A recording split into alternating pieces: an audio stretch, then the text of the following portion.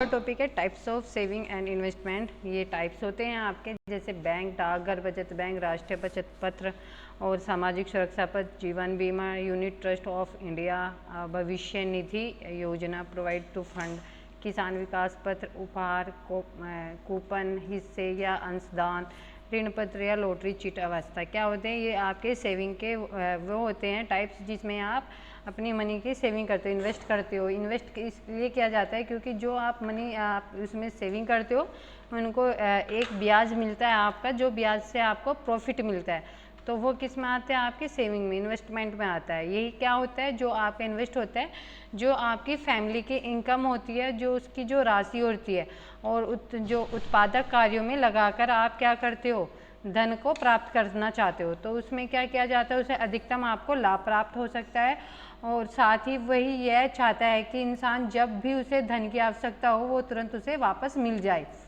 बचत और जो विनियोग होता है आपका, इसी के बारे में मतलब आपको बताया जाता है कि कैसे इन्वेस्ट किया जाता है और क्यों किया जाता है।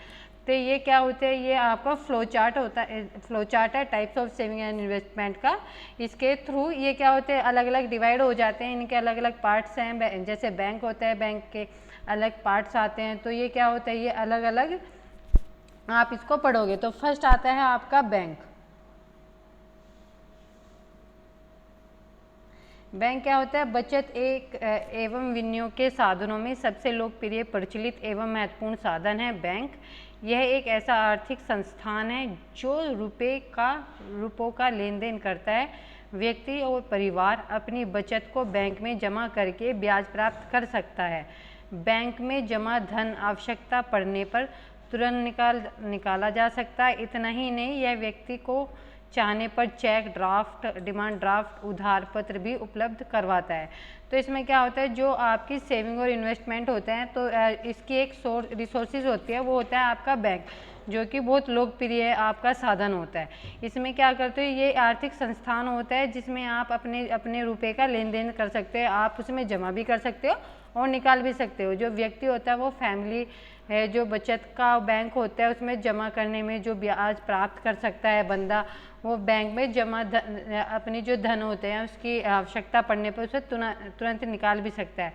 इतना ही नहीं, इसमें क्या होता है, व्यक्ति चाहे आपको चेक के, ड्राफ्ट के, उधार के ये भी उपलब्ध करा सकता है। इसमें क्या होता है, यह आप मकान बनवाने, ज़मीन खरीदवाने या गाड़ी खरीदने या छोटे छोटे घरेलू जो आपके कार्य होते हैं या उद्योग खोलते हो आप, कृषि पशु साधन खरीदने के लिए कार्य हेतु आप क्या लेते हो, ऋण भी आपको उपलब्ध करवाती है। परंतु जो बैंक के ऋण लेने पर ब्याज दर है वो अधिक होती है, जिससे आप ऋण धारकों का मूलधन के साथ साथ उनको चुकाना पड़ता है। इसमें क्या होता है, आप एक लोन बोलते हो जिसको आप बैंक से लेते हो। जैसे आपको घर मकान बनवाना होता है या आपको क्या लेना है, मकान, ज़मीन क्या होता है, तो सब पर अलग अलग आपको ब्याज मिलता है जिसके अकॉर्डिंग आप कार्य करते हो। और जो आपकी फैमिली जो होती है वो क्या करती है, जब आप वो बैंक से धन लेते हो तो उसमें आप ऋण सबमिट करते हो। ऋण सबमिट करने पर क्या होता है, आपको जब ऋण इसमें आपको एक ऋण होता है जिसको वो तो आप चुकाते हो, देन उसके बाद जो आपकी धन होता है उसको भी आपको चुकाना पड़ता है। वैसे आपको बैंक से जो ऋण मिलता है और जो उसका ब्याज लगता है वैसे ज़्यादा अधिक नहीं होता है, क्योंकि वो नॉर्मली परसेंटेज होती है उनके 2% पर होता है, 3% पर होता है। तो ये क्या होते हैं, ये वो होता है कि सामने वाले बंदों को जो छोटे छोटे उद्योग खोलते हैं या प्रशिक्षण संस्थान खोलते हैं या पशु के लिए डेयरी बनाते हैं, तो ये क्या होता है, डिफरेंस होते हैं जिस पे आप लोन लेते हो। एंड देन आता है आपका डिफरेंट डेफिनेशन ऑफ बैंक, परिभाषाएं। मतलब सब जो हमारे राइटर्स होते हैं सबकी अलग अलग परिभाषाएं होती है, बट जो दो हमारे जो होते हैं आपके जो दो वे होते हैं राइटर्स, उन्होंने दो वे दिए हैं डेफिनेशन। एक है प्रोफेसर टर्मिंग के अनुसार, इन्होंने बताया बैंक विनियोग तथा बचतों के संग्रह के आड़ियों में काम करती है और वो विनियोग का एक भाग का निर्माण करती है। इसमें क्या होता है, जो बैंक आपका इन्वेस्ट कराता है और उसमें जो आप सेविंग करते हो तो उसे क्या करते हो, आप संग्रह में रखते हो, मतलब स्टोर किया रखा जाता है, जो आपके आने वाले फ्यूचर बाई काम आती है। और यही विनियोग क्या करता है, एक भाग का निर्माण करती है, मतलब आपको जो आपके जो भाग होते हैं उनका वो निर्माण करती है, आपको जो भी रिक्वायरमेंट होती है, जो भी आपकी नीड्स होती है उसको कंप्लीट करती है। देन नेक्स्ट आता है आपका प्रोफेसर निकले के अनुसार, इन्होंने बताया बैंक एक ऐसी संस्था है जो सुरक्षा का ध्यान रखते हुए ऐसे व्यक्ति को कर्ज देती है जिन्हें रुपयों की आवश्यकता होती है तथा उनसे नियम अनुसार निर्धारित ब्याज से लेती है, तथा ऐसे व्यक्ति जिनके पास अतिरिक्त धन है वे बैंक में जमा करा देते हैं। बैंक जमा धन पर जमाकर्ता आपको ब्याज देता है और अतः जमाकर्ता को लाभ मिलता है। इसमें क्या होता है, जो आपकी बैंक की जो संस्थाएं होती हैं वो क्या करती है, आपकी सेफ्टी का भी ध्यान रखती है और वो ऐसे व्यक्ति को कर्ज देती है जो जिन्हें रुपए की आवश्यकता होती है, जिन्हें मनी की आवश्यकता होती है।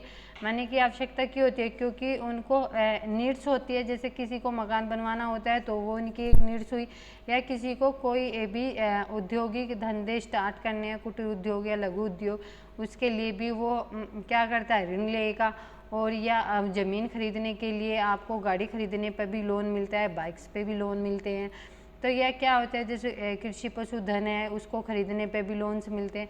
तो जिसको नीड्स के अकॉर्डिंग उनको क्या देती है, धन की आवश्यकता होती है और उनके ही अकॉर्डिंग आप क्या लेते हो, आप लोन लेते हो या आप व्यक्ति जो आवश्यकता के अनुसार अपने वो लेते हैं।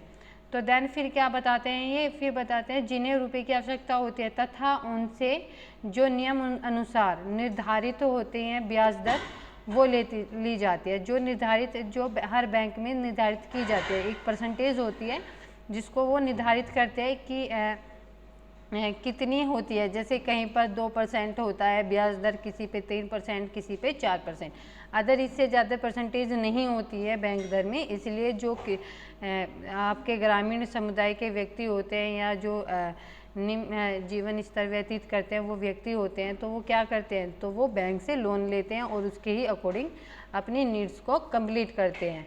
फिर इसमें आता है तथा ऐसे व्यक्ति जिनके पास अतिरिक्त धन होता है, ऐसे भी व्यक्ति होते हैं जिनके पास अतिरिक्त धन होता है, मतलब सेविंग के बाद भी बचता है, जो इनकी इनकम होती है वो अधिक ज़्यादा होती है, जिसके कारण वो क्या उनके पास धन अतिरिक्त होता है, तो वो क्या करते हैं, वो बैंक में जमा करा देते हैं।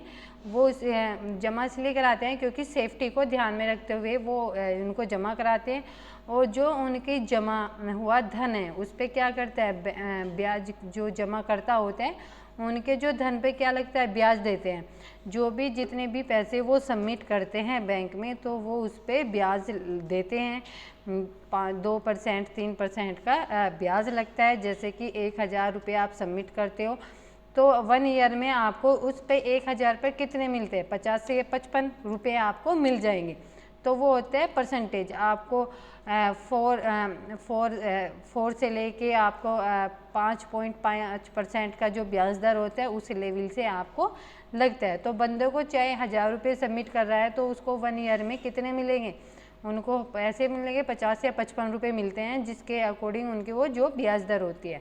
वैसे सेफ्टी के तौर से देखा जाए तो बैंक मोस्ट इम्पोर्टेंट है, बट आप ब्याज के उससे देखे जाए तो ये मतलब बहुत स्लो होता है। बट आप कुछ इंसान ऐसे होते हैं जो प्राइवेट सेक्टर पर अपना धन इन्वेस्ट करते हैं, क्योंकि प्राइवेट सेक्टर पे आपको क्या होती है, सबसे ज़्यादा ब्याज मिलता है, पर वो जोखिम भरा होता है। वो इसलिए होता है क्योंकि उसकी कोई गारंटी नहीं है, सेफली कोई गारंटी नहीं होती है कि वो उसके जो आपको वो पैसा मिल जाए।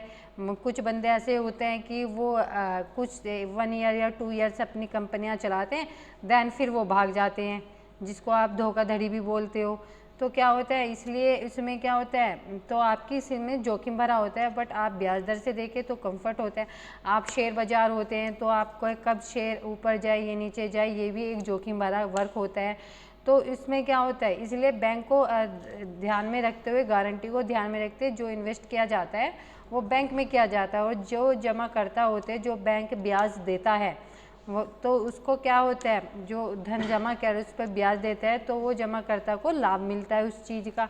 और उस लाभ मिलने के कारण वो बहुत सी किया जाता है, जैसे जनता धन जमा करना होता है, ऋण को प्रदान करना, या आप इसके अतिरिक्त भी बोल सकते हो जो जनता की जो सुविधाएं उपलब्ध की जाती है वो चेक या डिमांड ड्राफ्ट की सुविधा, जिसमें धन का भुगतान सुरक्षित रूप से किया जा सकता है, या आप लॉकर की सुविधा भी करा सकते हो जिसमें गहने जो बहुमूल्य वस्तु होती है, दुकान की रजिस्ट्री के कागजात आदि भी आप उसमें बैंक में सुरक्षित रख सकते हो, या लॉकर यात्री चेक की सुविधा, ताकि यात्रा के दौरान आपको धन के साथ ले जाने के जो जोखिम है वो उठाने पड़े, या आप उधार जो पत्र की सुविधा होती है उसके माध्यम भी व्यक्ति कहीं पर भी बगैर नगद धन के खरीदारी कर सकता है, उससे वहाँ से धन अदा कर जो नगद होती है उसको भी जमा नहीं ज़रूरत नहीं पड़ती, और धन की जो उसकी बचत होती है राशि को काटकर जो बैंक द्वारा दुकानदार को अदा किया जा सकता है। तो क्या होता है, बैंक का भी एक मेन रोल होता है इन्वेस्टमेंट कराने में,